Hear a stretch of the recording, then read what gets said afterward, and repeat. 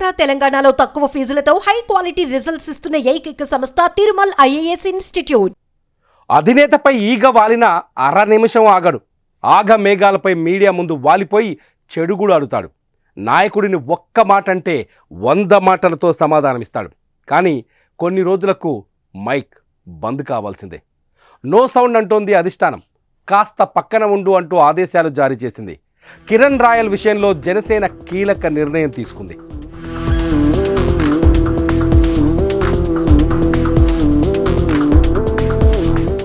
Tirupati Janasena party incharge Kiran Royal చిక్కుల్లో పడ్డారు.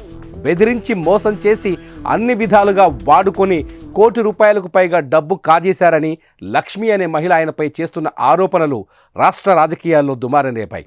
అదేవిధంగా మహిళతో సన్నిహితంగా ఉన్న వీడియోలు కూడా సోషల్ మీడియాలో వైరల్ అవ్వడం కిరణ్ రాయల్ వ్యవహారం రచ్చరంబోలయ్యింది.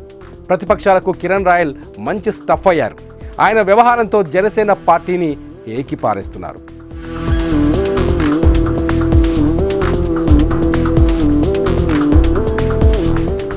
ఈ వ్యవహారం హాట్ టాపిక్గా మారడంతో జనసేన అధిష్టానం చర్యలు చేపట్టింది. పార్టీ కార్యక్రమాలకు కిరణ్ రాయల్ను దూరంగా ఉంచుతూ ఆదేశాలు జారీ చేసింది. కిరణ్ రాయల్పై వస్తున్న ఆరోపణలపై క్షుణ్ణమైన పరిశీలన జరపాలని జనసేన అధినేత పవన్ కళ్యాణ్ పార్టీ కాన్ఫ్లిక్ట్ కమిటీని ఆదేశించారు. విచారణ పూర్తయ్యే వరకు పార్టీ కార్యక్రమాలకు దూరంగా ఉండాలని సూచించారు. తనపై వస్తున్న ఆరోపణలపై కిరణ్ రాయల్ స్పందించి క్లారిటీ ఇచ్చినా ఇదంతా ప్రతిపక్షాలు ఆడిస్తున్న డ్రామా అని వివరించే ప్రయత్నం చేసినా పార్టీ చర్యల నుంచి మాత్రం ఆయన తప్పించుకోలేకపోయారు. పార్టీ నిర్ణయంతో ఆయన కొంతకాలం జనసేనకు దూరం కావాల్సిందే.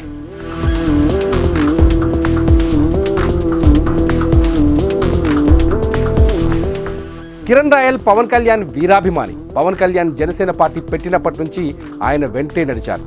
తిరుపతిలో జనసేన పార్టీకి అన్నీ తానే నిర్వహిస్తున్నారు. గత ఎన్నికల్లో తిరుపతి సీటు జనసేన పార్టీకి కేటాయించడం ఖాయమైనప్పుడు అభ్యర్థిగా ఆయన పేరే వినిపించింది. అయితే చివరి నిమిషంలో వైసీపీలో ఎమ్మెల్యేగా ఉన్న ఆరణి శ్రీనివాసులు జనసేనలో చేరడంతో ఆయనకు తిరుపతి టికెట్ ఖరారు చేశారు. పోటీ చేసి భారీ మెజార్టీతో ఆరణి విజయం సాధించారు. టికెట్ రాకపోయినా జనసేన పార్టీ కోసం కిరణ్ రాయల్ పనిచేస్తున్నారు. జనసేన పార్టీని ఉద్దేశించి కానీ పవన్ కళ్యాణ్పై కానీ ఎవరైనా విమర్శలు చేస్తే వారికి స్ట్రాంగ్ కౌంటర్ ఇచ్చే జనసేన నాయకుల్లో కిరణ్ రాయల్ కూడా ఒకరు.